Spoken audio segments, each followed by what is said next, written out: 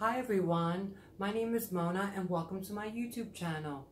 Today I'm excited to talk about Jean Harlow, my all-time favorite movie star, and her favorite perfume. If you go online and search the web, there's so much misinformation about Jean Harlow, and I'm not sure why, but for all the Jean Harlow fans out there, I decided to do this video and talk about her favorite perfume that I discovered in this book, which is the Jean Harlow Bible and the most accurate Jean Harlow book out there. And it's called Bombshell, The Life and Death of Jean Harlow by David Stern. Now, if you go on YouTube, there's like 2 or 3 documentaries on Harlow, and Stern is featured in the documentaries, and they're actually good, so if you'd like, check them out. But this book, like I said, has the most accurate account of her life written, and I discovered this book, I would say, gosh, when I was a kid, really, really young, in the library. I escaped into movies and books when I was a child. We didn't have the internet, so I would stay in the library for hours, and I would discover these books on old Hollywood film stars, and cable was really big then as well, and we had cable, and my favorite channel was AMC, American Movie Classics. And when they featured movies on Harlow, I was entranced. I was spellbound. I was so shocked by her presence and her look and her personality that I soon became her biggest fan, if not one of Harlow's biggest fans. And I'm excited and glad that now that we have the internet, Harlow is getting more recognition than she has ever before. And there's so much misinformation written about her for some reason. Maybe because there's not that much written about her. So people just take things and, I don't know, make up things. But in this book, I discovered her favorite perfume. And online, if you Google Jean Harlow's favorite perfume, Mitsuku comes up. Okay? This came out in 1919, and it's definitely a legendary fragrance. And it's one of the first chypre, fruity chypre fragrances on the market.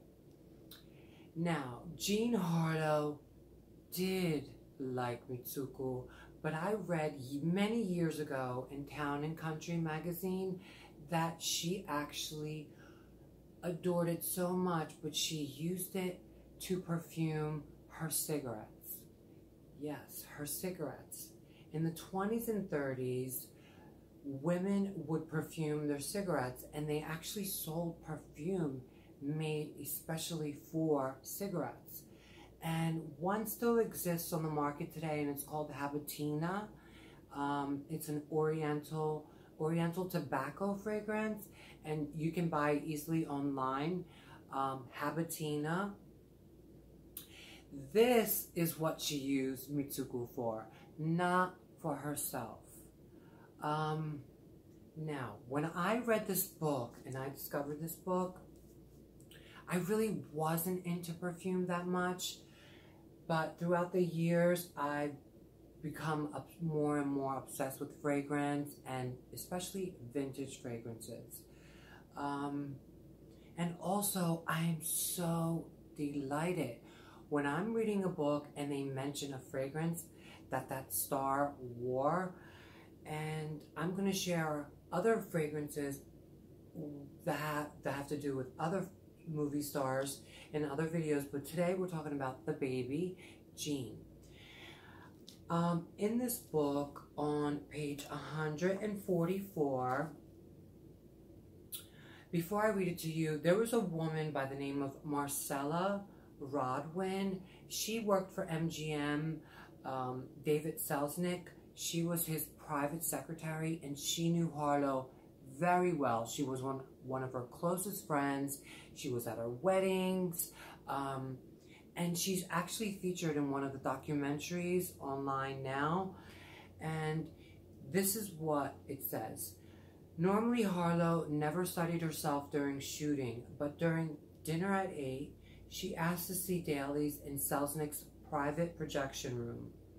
Rob Wynn arranged it and received a big bottle of Le Bleu, Harlow's favorite perfume, in return. Though touched by the gesture, Robin felt indicated Harlow's severe inferiority complex. If anyone did anything for her, she'd give them a present. She was expressing gratitude for practically nothing. Oh, so sweet. She really was a sweet woman, and I think that's why she's so loved and adored today, because if you watch her films, she is a sex symbol. She was one of the first sex symbols, but she had a certain innocent, sweet quality that just came through in all of her parts. And there you have it. In this book, it tells you that her favorite perfume is Le Bleu. Now, this perfume was launched in 1912, and it's definitely my favorite Guerlain fragrance as well.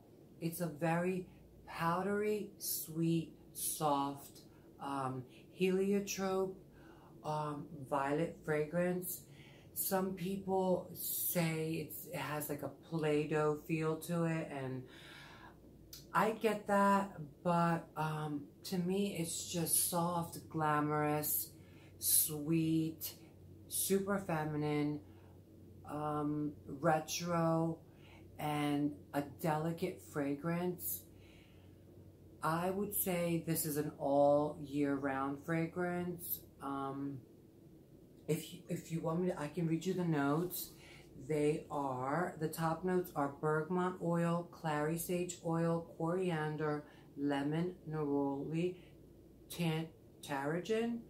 The heart notes are clove bud oil, jasmine, orchid, rose, ylang ylang, heliotrope. The base notes are benzoin, cedar, musk, sandalwood, vanilla, vetiver. I do get the sandalwood. I'm going to spray some now for the baby. So glamorous, so beautiful. If you want to smell like Jean Harlow, I would buy this. I always have a couple backup bottles. I just reopened this one. What also confirms the story in this book that Le Bleu was Harlow's favorite scent is, if you go on YouTube, there is this Hollywood museum called Dearly Departed. They have a whole bunch of memorabilia from stars that have passed, and they actually have Jean Harlow's possessions, and one of them is a huge bottle of Le Bleu. So that confirms that Le Bleu was her favorite fragrance, not Mitsuku, which I don't know why people are saying that Mitsuku was her signature. But with that, I'd like to close. If you enjoyed my video, please like, subscribe, and I will be back with more old Hollywood beauty secrets soon. Thank you, and bye-bye.